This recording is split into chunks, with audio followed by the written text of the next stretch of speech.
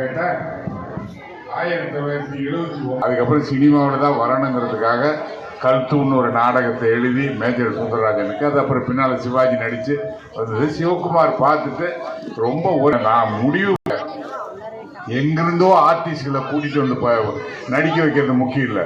அதில் நீங்கள் இப்போ கூட ரோசா புரோக்காரி இப்போ எப்பாவது டிவியில் அடிக்கடி போட்டுக்கிட்டு இருப்பான் பாருங்கள். சிவகுமார், தீபா இவங்க 2 பேரை தவிர மீறி நடித்த 99% நம்ம ஊரில் இந்த மாதிரி பாட்டு பாடுறவங்க, இந்த மாதிரி கூத்துலையே நடிமுகம். சிவகுமார் நடித்த ஹெரான் ராமசாமி கூட நாடகத்தில் நடிச்சுக்கிட்டு இருந்த ஒரு மனவர் ட்ரூப்பில் நான் தான் சொல்லி அவர் நல்ல வாய்ஸு அப்படின்னு சொல்லி அவரை போட வச்சேன்.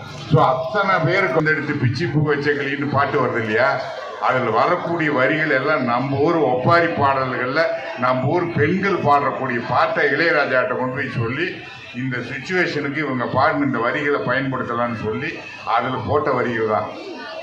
வட்டு கருப்புட்டி வாசமுள்ள ரோசாவை கட்டெரும்பு மொச்சுதுன்னு சொன்னாங்க.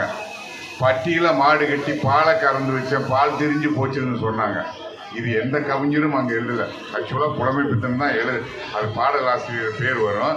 ஆனால் பெரும்பகுதியான வரிகள் நான் ஒப்பாரி பாடலிருந்து எடுத்து கொடுத்த வரிகள் தான்.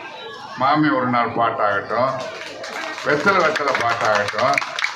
வெத்தலை பாட்டில் எங்கள் ஊரில் இந்த மாதிரி கிராமத்தில் பாட்டு பாடும்போது மாரியம்மன் பண்டிகையில் எங்கள் அப்பாவும் மற்றவங்களும் வில்லேஜில் அந்த இதெல்லாம் பார்த்து அப்படியே போயிட்டு இளையராஜாட்ட சொன்னேன். அந்த கேட்டாங்கிறத எங்கள் ஊரில் வந்து ஒரு பொம்பளை வேஷம் போட்டுக்கிட்டு ஒரு ஆள் வருவார்.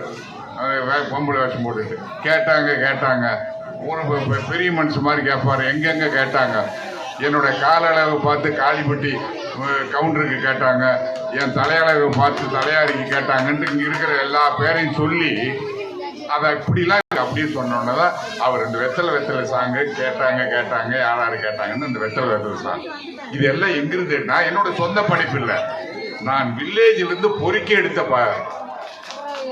நம்ம நீங்கள் இங்கே